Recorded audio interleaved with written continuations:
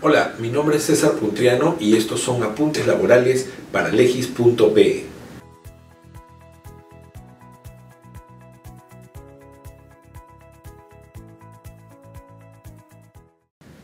En esta oportunidad hablaremos de una obligación que está generando bastante ruido y preocupación entre las empresas y se refiere a la implementación de dos instrumentos de gestión en materia de igualdad salarial.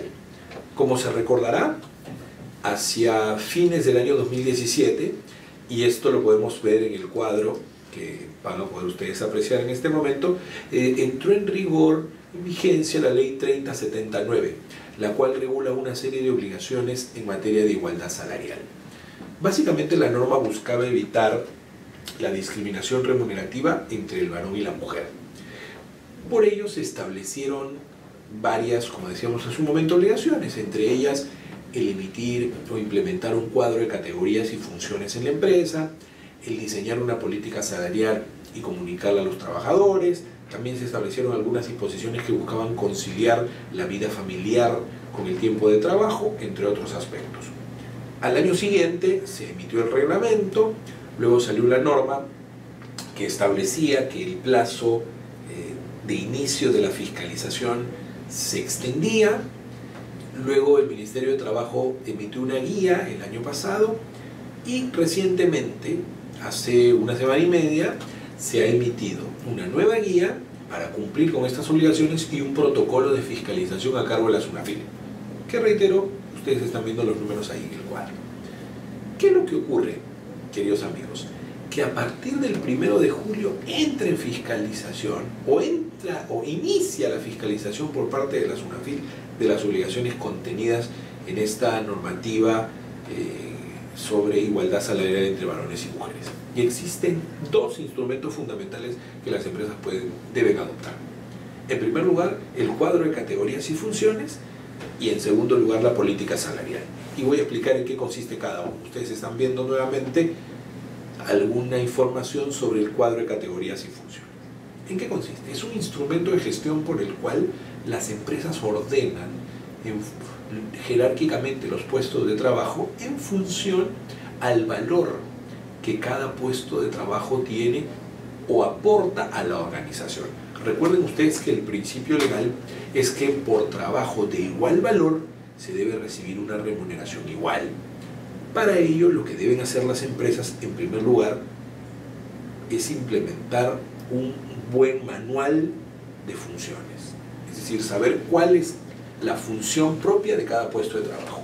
Con este manual va a ser más fácil elaborar el cuadro de categorías y funciones. Entonces, el manual de funciones es un instrumento fundamental para poder elaborar el cuadro de categorías y funciones. A cada puesto de trabajo se le va a atribuir un valor que se basa en criterios objetivos. Las guías del Ministerio de Trabajo, que replican unos documentos o unos trabajos que hizo la Organización Internacional del Trabajo, la OIT, al respecto, señalan, por ejemplo, que el valor se puede fijar en función a la responsabilidad, en función al esfuerzo, en función a la cercanía que tiene este puesto de trabajo con el negocio de la organización. Por ejemplo, una empresa que se dedique a dar servicios contables le otorgará mayor valor a sus contadores que a sus mensajeros. O una empresa que se dedique a dar servicios de transporte le otorgará mayor valor a su área de operaciones, a sus transportistas. Es un trabajo de mucho detalle que se tiene que hacer analizando, reitero, el perfil de cada puesto de trabajo. Una vez que se tenga este cuadro, y hay, dicho sea de paso, un ejemplo del cuadro de categorías que ustedes lo están viendo en este momento, una vez que se tenga este cuadro, la empresa lo debe guardar. La ley no exige que este cuadro se comparta con los trabajadores. Importante tener en cuenta que, de acuerdo a la norma, el plazo para implementar el cuadro venció el año pasado. El 25 de junio del 2018 venció el plazo para implementar este cuadro de categorías y funciones, y si las empresas tenían un cuadro para adecuarlo, el plazo era hasta el 31 de diciembre del 2018. Ojo con eso. Lo que va a ocurrir es que a partir del 1 de julio va a entrar en rigor la fiscalización de la SUNAFIL. La segunda gran obligación que tienen las compañías es el de diseñar una política salarial que tiene que ser comunicada a los trabajadores. ¿Qué es la política salarial? Un conjunto de guías, directrices, donde se indican cuáles son los criterios para los ascensos, los criterios para recibir distintos bonos, beneficios económicos. No es necesario, dice la ley, señalar o detallar las escalas salariales, pero sí es importante fijar en la política los criterios para que el trabajador sepa cuándo le toca el ascenso, cuándo le toca el bono, cuándo le toca algún determinado beneficio económico. Esta política sí debe ser comunicada a los trabajadores. ¿En qué momento? Al ingreso, por ejemplo, a laboral, si es que hay algún cambio en las categorías o si hay algún cambio en las estructuras salariales. Puede ser comunicada de manera individual, grupal, en una charla, por ejemplo, de manera física o por correo electrónico o por algún medio informático. La ley en ese punto, o la norma en ese punto es bastante flexible. Vean, ahora, ¿qué pasa? Y aquí van a ustedes ver, antes de eso, están viendo cuál es el contenido mínimo de la política. Lo que hemos hecho es resaltar, con algunos círculos rojos, la referencia a salarios, porque este modelo, ojo, es un modelo que nos da el Ministerio del Trabajo, incluye información salarial, pero la ley señala que no es obligatoria. Así que la empresa podría no incluir información salarial en su política. Tengamos en cuenta eso, por favor. Ahora, ¿qué ocurre? ¿Qué ocurre si el empleador no adopta o no implementa esos instrumentos? Recordando que la fiscalización inicia este 1 de julio y para las micro y pequeñas empresas inicia a partir de este 1 de diciembre del 2019. ¿Qué ocurre? Pues que la empresa va a ser multada.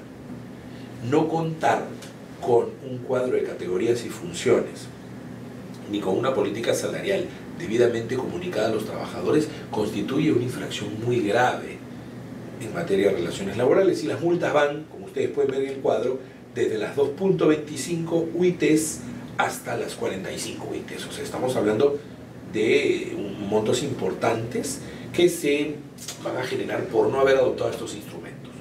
¿Cuál es nuestra recomendación? Que el área interna de recursos humanos revise los perfiles. Es bien importante revisar los perfiles para dar valor a los puestos. Pero lo primero que hay que hacer en este proceso es identificar los puestos de trabajo. ¿Qué puestos tengo? Ver cuál es la denominación de mis puestos, ver que la denominación de mis puestos sea acorde con las funciones, ver que no se repitan puestos, en el sentido de que puede ser que una misma denominación englobe a más de un puesto de trabajo. Todo eso hay que pulirlo y mejorar. Luego de eso, la guía sugiere determinar qué porcentajes de puestos son mayoritariamente masculinos y otros mayoritariamente femeninos, básicamente para evitar que la cuestión del género impacte en los salarios, porque eso sí sería ilegal. Luego de ello, lo que se sugiere es también darle un valor, pero también revisar las brechas salariales. ¿Qué significa? Que, por ejemplo, imagínense que existen dos puestos de trabajo que valen igual. Debería haber alguna razón si es que los salarios son distintos, que no sea el que uno esté copado mayoritariamente por mujeres y el otro mayoritariamente por hombres. Y dentro de un mismo puesto de trabajo podrían haber dos personas que lo ocupen y que ganen distinto. Eso es válido, pero esa diferencia debe ser objetiva.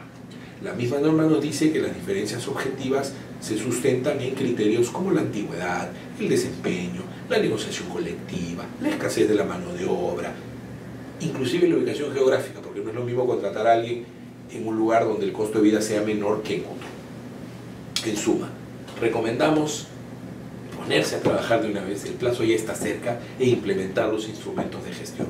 Desde luego, para cualquier tema, como siempre, estamos a su disposición. Muchas gracias.